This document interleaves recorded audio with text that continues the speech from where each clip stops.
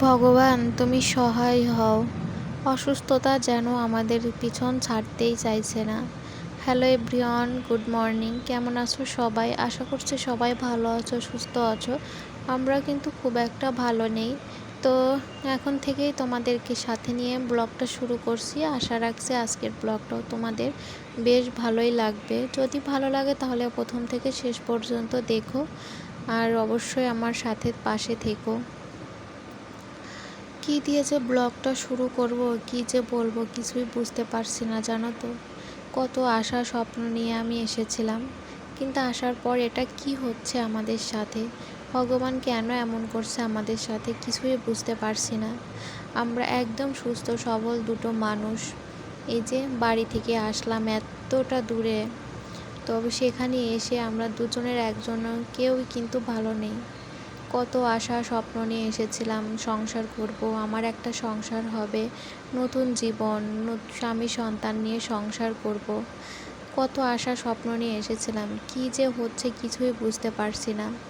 সব থেকে বড় কথা, বড় মানুষের যাই হোক না কেন, ছোট বাচ্চা যদি অসুস্থ থাকে তাহলে কি কি হয় বলো তো?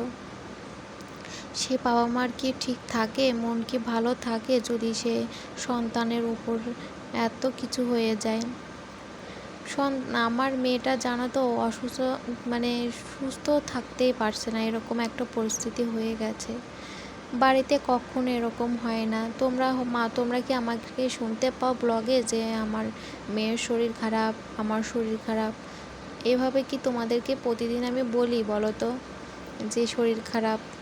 যে মানুষটা আমি ব্লগ করতে এত ভালোবাসি, আমার ভিডিওতে ভিউ হোক বা না হোক, মানে কমেন্ট আসুক, লাইক আসুক বা না আসুক, আমি কিন্তু ভিডিও বন্ধ করি না কোনো কারণে। মানে নিজে ভালো লাগছে না, এভাবে কিন্তু কখনো আমি ব্লগ করা বন্ধ করি না, কোনো বিশেষ কারণ ছাড়া। এডিট করতে পারি না হয়তো, এই কারণেই তোমাদের সাথে মাঝে মধ্যে বাড়ি থাকতে আমি ভিডিও শেয়ার করতে পারিনি, ব্যস্ততার জন্য।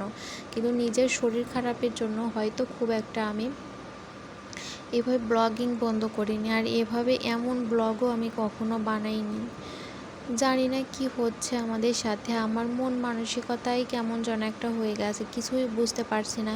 আমার ভালো লাগা জিনিসগুলোই জানো তো ভালো লাগে পরিণত হয়ে যাচ্ছে। বাড়িতে থাকতে মনে হতো কবে বাসায় যাব, কবে বাসায় যাব, সবাই বাসায় থাকে আমিও বাসায় যাব। আমার বিয়েটা হয়ে গেছে 6 বছর, আমি কিন্তু এই 6 বছর এইভাবে বাসায় আসিনি। এসেছিলাম তবে 2 মাস বেড়াতেই বলতে পারো এসেছিলাম, কিন্তু এভাবে বাসা ঠিক করে বাসায় আসিনি কখনো। এই ফার্স্ট টাইম যে বাসায় আসলাম, এত স্বপ্ন আশা নিয়ে আসলাম যে একসাথে থাকবো, কিন্তু কি হচ্ছে ভগবান আমাদের সাথে কি করছে? মানে একটা দিনে যে বাসায় আসছে আমরা হয়তো 1-2 তারিখে, আজকে 26 তারিখ তোমাদের সাথে আমি ভিডিও শেয়ার করছি। এই যে এই 26টা দিন মনে হয় 2 দিনও আমি ভালো মতো এইখানে থাকতে পারিনি। মেয়ের শরীর খারাপ, আমার শরীর খারাপ, মেয়ের শরীর খারাপ, আমার শরীর খারাপ, এভাবে চলতেই আছে। এভাবে কি থাকা যায় বলো তো? নিজের শরীর যেমন হোক না কেন, সন্তানের শরীর খারাপ থাকলে কোনো বাবা মা কি ঠিক থাকে বলো তো? সেখানে আমি কিভাবে যে এখানে একা একা আমার মেয়েকে নিয়ে আসি, কি বলবো তোমাদের। কত চিন্তা ভাবনা টেনশনে থাকি, কোনো কিচ্ছু ভালো লাগে না জানো তো। তো যাই হোক, মামা মেয়ের তো শরীর খারাপ, তো সে আসার পর থেকে শুরু হয়েছে। মাঝখানে 2 দিন ভালো ছিল, মিথ্যা বলবো না, মাঝখানে 2-3 দিন ভালো ছিল, মানে আর কি স্বাভাবিক ছিল। মানে অসুস্থতার পর থেকে মামাম কিন্তু একদমই হালকা পাতলা হয়ে গেছে, কিছু খেতেই চাইতো না। সেই জায়গা থেকে 2 দিন একটুখানি আর কি খাওয়া দাওয়া করছিল, একটুখানি আর কি ভালো, মানে ওই যে হাসি খুশি খেলাধুলা করছিল। সেই জায়গা থেকে হঠাৎ করেই আজকে দুপুর থেকে আবার শরীর খারাপ হয়ে গেছে। কি যে করব কিছুই বুঝতে পারছি না। এরকম কখনো, মানে মামামের জন্মের পর থেকে মামাম এত অসুস্থ, মানে এভাবে হয়নি। হয়তো ওই যে বছরে জ্বর আসছে, হয়তো 2 দিন জ্বর থাকছে, 2 দিনের পর থেকে হয়তো 3 দিন একটু দুর্বলতা থাকছে, 4 দিনের দিন থেকেই কিন্তু আবার সুস্থ হয়ে গেছে। আর কিন্তু আর কিন্তু পরে আর সমস্যা হয়নি। হয়তো ঠান্ডা লেগেছে, 2 দিন ঠান্ডাতে একটু শরীরটা ম্যাচ শরীরটা একটু খারাপ লাগছে, ঠিক হয়ে গেছে।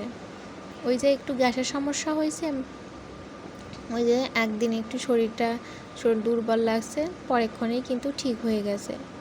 কিন্তু এই এই এই যে গ্যাস, জ্বর, ঠান্ডা এগুলো কিন্তু সবসময় লেগে থাকেনি। হয়তো বছরে 1 বার কি 2 বার গ্যাসের সমস্যা হয়েছে, বছরে 2 বার জ্বর আসছে, হয়তো বছরে 2 বার ঠান্ডা লেগেছে, এরকম। কিন্তু এই যে বাসায় আসার পর থেকে এই যে এই 26টা দিনে মাম্মামের এমন কিছু বাদ নেই যে হয়নি।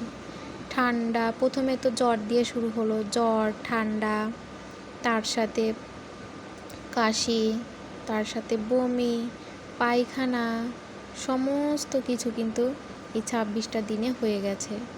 কি যে বলবো কিছুই বুঝতে পারি না, জানি না কেন এমনটা হচ্ছে। এই বাসায় সমস্যা না কিসের সমস্যা কিছুই বুঝতে পারছি না, জানো তো।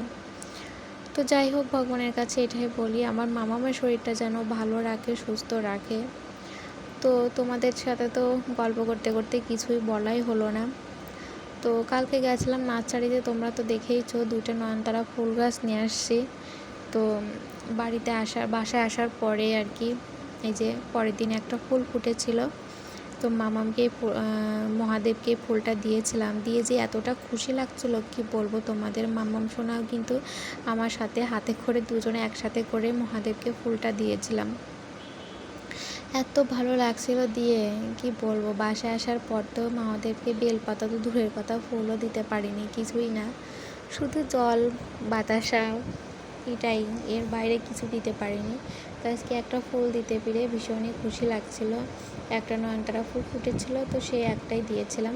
তো পরের দিনও কিন্তু আবারও একটা ফুল ফুটবে, পরের দিনও কিন্তু মহাদেবকে আবার দিতে পারবো, হয়তো টানা 2-3 দিন দিতে পারবো ফুল। এখন যেহেতু গাছ নিয়ে আসছি, 1-2টা করে দিতে পারবো। তো ভগবান তুমি আমার সন্তানকে ভালো রাখো, সুস্থ রাখো,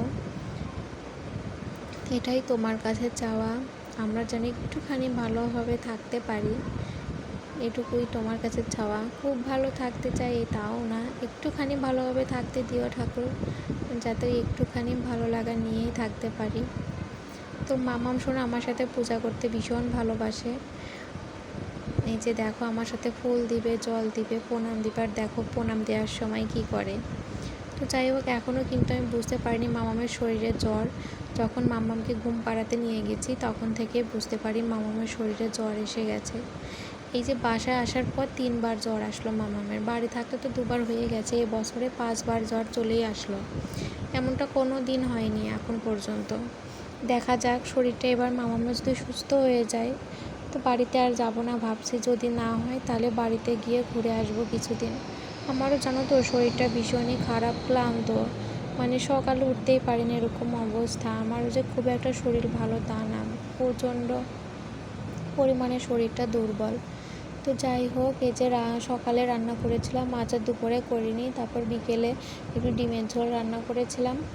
আর তারপর দেখো যে মামামের ওষুধ নিয়ে আসছে, জ্বরের ওষুধ, তো এখন মামামকে ওষুধ খাইয়ে দেব। তো মামামকে যে একটা বিস্কুট দিচ্ছি, বিস্কুটটা খাইয়ে জল খাইয়ে ওষুধ খাইয়ে দেবো, তো ও তো কিছুতেই খাবে না। তো জ্বর আসলে জানোই তো বাচ্চারা কেমন করে। তো যাই হোক বন্ধুরা, তোমরা আমার পাশে থেকো, আর ভিডিওটা এখানেই শেষ করছি।